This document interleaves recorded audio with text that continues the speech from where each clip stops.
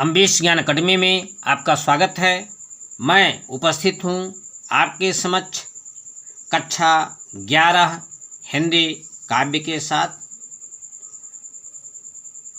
आइए शुरू करते हैं। चल रहा है नागमती वियोग वर्णन। आज इसमें चौथा, तो शुरू करते हैं। चढ़ा आषाढ़ गगन घन गाजा, साजा बिरह धुंद दल बाजा। धूम साम धौरे घन धाये, शेत ध्वजा बग पात दिखाए। खडग बीज चमकै चहु ओरा, बुंद बान बरसहि घन घोरा। ओनई घटा आई चहु फेरी, कंतौ बारु मदन हौ घेरी। दादुर मोर कोकिला पीऊ, गिरय बीजु घट रहन जीव। पुष्य नखत सिर ऊपर आवा, हौ बिन नाह मंदिर को छावा। अद्रा लागे लागे भुई लेई, मोहि बिन पीऊ को आदर दे। इसके बाद दोहा है। जिन घर कंता ते सुखी, जिन गारो और गर्व। कंत पियारा बाहिर, हम सुख भूला सर्व। इसका देखिए संदर्भ प्रस्तुत पद्यांश हमारी पाठ्य पुस्तक हिंदी 11 से नागमती वियोग वर्णन नामक पाठ से अवतरित है। इसके रचयिता मलिक मोहम्मद जायसी जी हैं। आइए व्याख्या देखते हैं। व्याख्या में लिखिए। चढ़ा आषाढ़ गगन घन गाजा। नागमती अपने प्रिय को संबोधित करती हुई कहती है कि हे प्रिय, आषाढ़ का महीना आ गया है। आकाश में बादल गरजने लगे हैं। ऐसा प्रतीत होता है कि विरह ने युद्ध के लिए सेना सजा ली हो। धुंधदल, विरह ने युद्ध के लिए सेना सजा ली हो। उसी की सेना के नगाड़े बज रहे हैं। आकाश में धुएं जैसे काले और सफेद बादल दौड़ रहे हैं। उनके बीच में बगुलों की पंक्तियां सफेद ध्वजा के रूप में फहरा रही हो, सुशोभित हो रही हो। आगे देखिए। तलवार रूपी बिजली चारों ओर चमक रही है। भयंकर बादल बूंद रूपी बाणी की वर्षा कर रहे हैं। काली काली घटाएं चारों ओर उमड़ रही हैं। हे प्रिय, मेरा उद्धार करो, क्योंकि कामदेव ने मुझे घेर लिया है। वर्षा काल में मेढक, मोर और कोयल जब बोलते हैं, यहाँ आया है दादुर मोर कोकिला पीऊ। मेढक, मोर और कोयल जब बोलते हैं तो हे प्रिय, मुझ पर बिजली जैसी गिर जाती है और मेरे शरीर में प्राण नहीं रहते। अर्थात उपयुक्त पक्षियों की बोली सुनकर के मेरा हृदय विरह से और अधिक भर जाता है। ऐसी स्थिति में मेरे प्राण शरीर से निकलना चाहते हैं। रहे घट, घट माने शरीर से, न जीव, जीव जो है शरीर में रहना नहीं चाहता। आगे। पुष्य नखत सिर ऊपर आवा। नागमती अपने विरह की व्यथा को व्यक्त करते हुए कहती हैं कि हे प्रिय, पुष्य नक्षत्र सिर के ऊपर आ गया है, जो वर्षा के आगमन का संकेत दे रहा है। परंतु मैं तो अपने पति के बिना अकेली और असहाय हूँ। मेरे मकान को कौन छवाएगा? अर्थात वर्षा से रहने की रक्षा करने के लिए मेरे टूटे घर कौन ठीक कराएगा? अथवा विरह से व्यथित मेरे मन मंदिर की रक्षा कौन करेगा? नागमती आगे कहती है कि अब आद्रा नक्षत्र लग गया है। पृथ्वी वर्षा के जल से भीग गया है। अद्रा लाग, लाग भूमि लोई। अब अद्रा नक्षत्र लग गया है, पृथ्वी वर्षा के जल से भीग गई है, परंतु मैं पति के प्रेम से वंचित होकर व्यथित हो रही हूँ, दुखी हो रही हूँ। भला ऐसी स्थिति में पति के बिना मुझे कौन आदर देने वाला है। अब आइए दोहे का अर्थ देखिए। जिन घर कंता ते सुखी। अंततः नागमती कहती है कि वे स्त्रियां बहुत सुखी हैं जिनके पति उनके पास हैं, घर पर हैं। ऐसी स्त्रियां अपने भाग्य का गौरव और गर्व है। मेरा प्यारा कंत तो घर के बाहर है, इसलिए हमने तो सब सुख भुला दिया है। आइए इसमें देखते हैं काव्यगत सौंदर्य में, काव्य सौंदर्य में शैली जो है वो गेय है, छंद चौपाई दोहा है, भाषा अवधि है, रस विप्रलम्ब श्रृंगार है, अलंकार सांगरूपन अनुप्रास और उत्प्रेक्षा है। अगला देखते हैं। सावन बरस में है अति पानी, भरन परी हूँ बिरह झुरानी। लाग पुनर्बस पियन देखा, भई बावरी कह कंत सरेखा। रकतक आंसू परहि भूई टूटी, रेंग चली जस बीर बहूटी। सखिन रचा पिय संग ही डोला, हरियर भूम कुसुम्बी चोला। ही डोल अस डोलय मोरा, बिरह भुलाय दे झक झोरा। बाट असूझ अथाह गंभीरी, जीव बाउर भा फिरे गंभीरी। जग जल बूढ़ जहाँ लग ताकी, मोर नाव खेवक बिनु थाकी। दोहा है। पर्वत समुद्र अगम बीच, बीहड़ घन बन ढांक। किम कै भेंटो कंत तुम, नाम ही पावन पाख। इसमें व्याख्या देखिए। सावन बरस मेघ अति पानी। नागमती अपने प्रीतम को बताती हुई कहती है कि अब सावन के महीने में वर्षा हो रही है, जल ही जल है। मूसलाधार वर्षा से खेत में पानी भर गया, पर मैं हूँ कि अपने प्रिय के विरह में झुलस कर सूखती चली जा रहा हूँ। विरह झुरानी, हाँ मैं विरह झुरानी, मैं तो विरह में सूखती चली जा रहा हूँ। अब तो पुनर्वस नक्षत्र भी लग गया है, पर मैं प्रिय के दर्शन नहीं कर पा रही हूँ। प्रिय के वियोग में मैं बावली हो गई हूँ।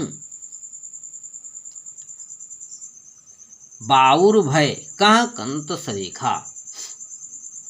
क्या है? मैं प्रिय के वियोग में बावली हो गई हूँ। ना जाने मेरे चतुर प्रिय कहाँ हैं, जिनके आगमन से यह बावलापन दूर होगा।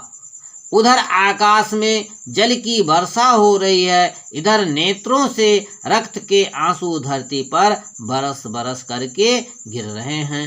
इस धरती पर बहते लाल लाल आंसुओं की बूंदी देखकर ऐसा लगता है मानो वर्षा काल में उत्पन्न हुई वीर बहुटियां धरती पर रेंगती हुई चल रही हैं। आगे कहती हैं सखिन रचा पिय संग ही डोला। आगे नागमती कहती हैं सखियों ने अपने अपने प्रिय के साथ हिडोला झूलना आरंभ कर दिया है। चारों ओर हरी भरी भूमि दिखाई दे रही है। उस पृष्ठभूमि के कुकुम्भी रंग के वस्त्र पहने वे झूलती हुई सखियां कैसी सुंदर लगती हैं। इधर मेरा हृदय भी प्रिय के वियोग में कामनाओं और आशंकाओं के कारण झूले के समान ही डोलायमान है। अर्थात जैसे झूला डोल रहा है उसी तरह से नागमती का मन भी डोल रहा है। उसे बिरह झकझोर दे देकर झुला रहा है। दूर तक इस वर्षा के कारण रास्ते दिखाई नहीं दे रहे हैं, उनमें अथाह गहरा जल भर गया है। कोई राह न दिखाई देने से मेरा बावला मन बम्भीरी बना हुआ है, अर्थात उस कीट पतंगे के भांत बना हुआ है जो इधर से उधर उड़ता रहता है। जहाँ तक मैं देख पाती हूँ सारा संसार जल में डूबा हुआ है। इस अत्यंत अगाध जल में पड़ी हुई मेरी जीवन नैया मल्लाह के बिना थम गई है, रुक गई है। अब बिना मल्लाह के अर्थात बिना प्रीतम के ये नैया पार लगने वाली नहीं है, कैसे लगेगी। आइए आगे इसमें पर्वत समुद्र अगम बीच दोहे का अर्थ देख लीजिए। आगे नागमती कहते हैं कि हे प्रीतम, तुम तक पहुँचने वाले मार्ग के बीच में दुर्गम पर्वत हैं, अगम सागर हैं, अगम बीच सागर हैं, घने बीहड़ और ढाक के वन हैं। इन्हें पार करके अंत में मैं तुम्हें आकर कैसे मिलूं। ना तो मेरे पाँव ही इतने सशक्त मजबूत हैं और ना ही मेरे शरीर में पंख है कि मैं उड़कर उनको पार करके तुम्हारे पास तक पहुंच जाऊं। अर्थात मैं बहुत ही विवश हूं। मैं क्या हूं? मैं बहुत ही विवश हूं। आइए इसमें देखते हैं। इसमें काव्य सौंदर्य अगर देखते हैं तो अलंकार में उपमा उत्प्रेक्षा शांत रूपक अलंकार है और रस विप्लम्ब श्रृंगार है, छंद चौपाई दोहा है। उसके आगे देखते हैं अगला पद, छठवां देखिए। भा भादो दूबर अति भारी, कैसे भरों रैन अधियारी। मंदिर सून पिय अनतय बसा, सेज नागिनी फिर डसा। रहूं अकेली गहे एक पाटी, नैन पसारी मरो ही फाटी।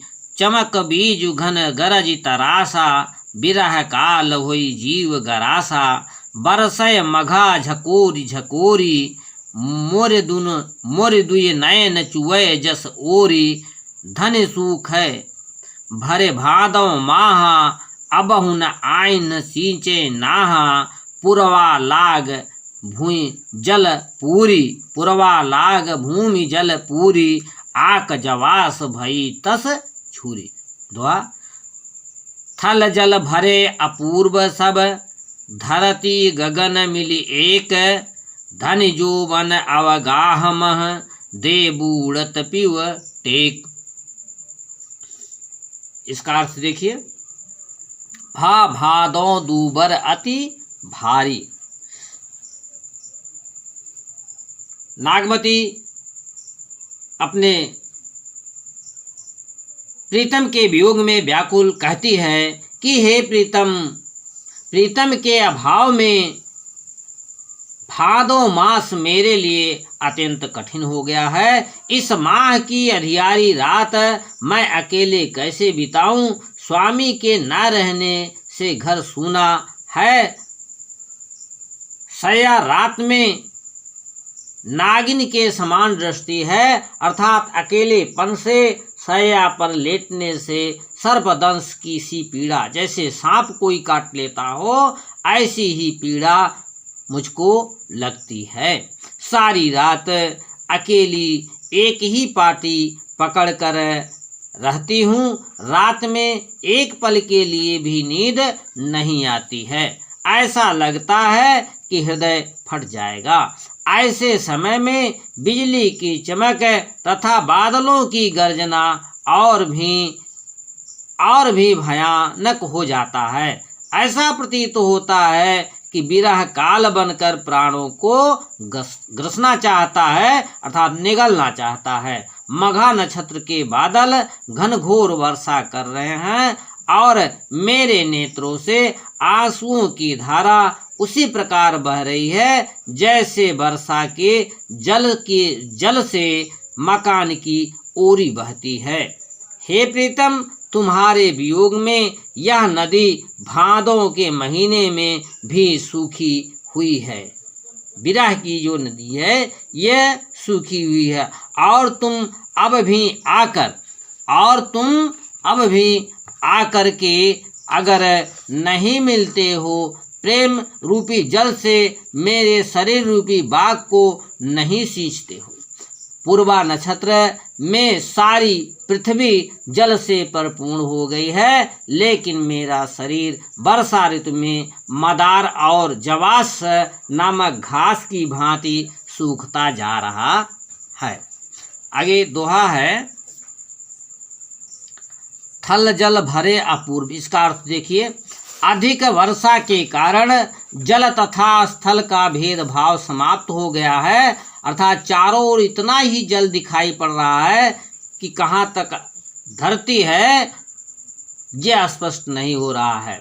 धरती और आकाश एक में मिले हुए दिखाई दे रहे हैं। हे प्रीतम, यौवन के इस अथाह सागर में मैं डूब गई हूँ, आकर मुझे सहारा दो, अर्थात तुम्हारे अभाव में यौवन का भार संभालना मेरे लिए कठिन हो गया है।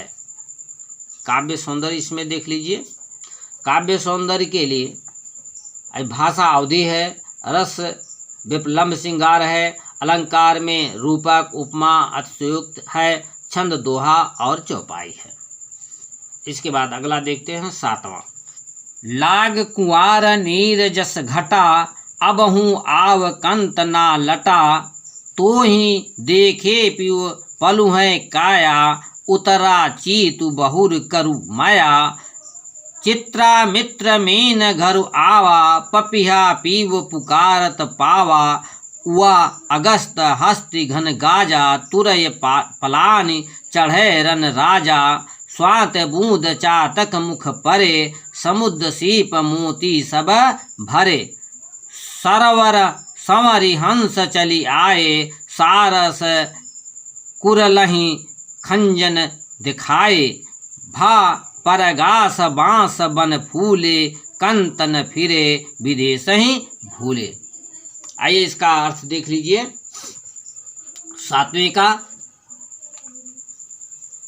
7वें में नागमती आगे कहती हैं कि क्वार का महीना आ जाने से पृथ्वी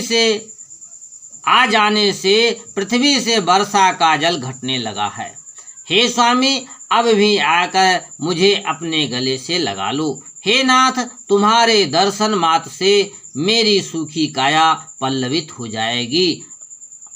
पपीहा ने पीऊ पीऊ की रट लगाते हुए अपने प्रीतम बादल को प्राप्त कर लिया है। अगस्त नक्षत्र का उदय हो चुका है। हस्त नक्षत्र के आ जाने पर क्वार के बादल गरजने लगे हैं। राजा लोग अपने अपने घोड़ों की जीन कसकर युद्ध के लिए चल पड़े हैं। स्वात की बूंद चातक के मुख में पड़ चुकी है और समुद्र के सीप मोतियों से भर गई है। हंस जिन सरोवरों को त्याग कर चले गए थे, उनका स्मरण करके वह पुनः लौट आए हैं। सारस तथा खंजन आदि शरद ऋतु के पक्षी दिखाई देने लगे हैं। उपवनों में कांस के सफेद फूल खिल उठे हैं, जिनसे चारों ओर प्रकाश छा गया है। लेकिन मेरे स्वामी अभी तक विदेश में ही रमे हुए हैं, लौट करके नहीं आ रहे हैं। बिरह हस्त तन साल धाय, बिरह हस्त तन साल घाय करे चित चूर, बेगी आय पियो बाजहु गाजहु होय सदूर। दोहा का अर्थ देखिए। बिरह रूपी हाथी मेरे शरीर को बुरी तरह से व्यथित कर रहा है। कदाचित यह मेरे हृदय को घायल करके चूर चूर कर डालेगा। इसलिए हे स्वामी, तुम सिंह के समान गर्जना करके आओ, जिससे यह भयभीत होकर भागे और मेरी रक्षा हो सके। आइए इसमें काव्यगत सौंदर्य देखते हैं। काव्य सौंदर्य में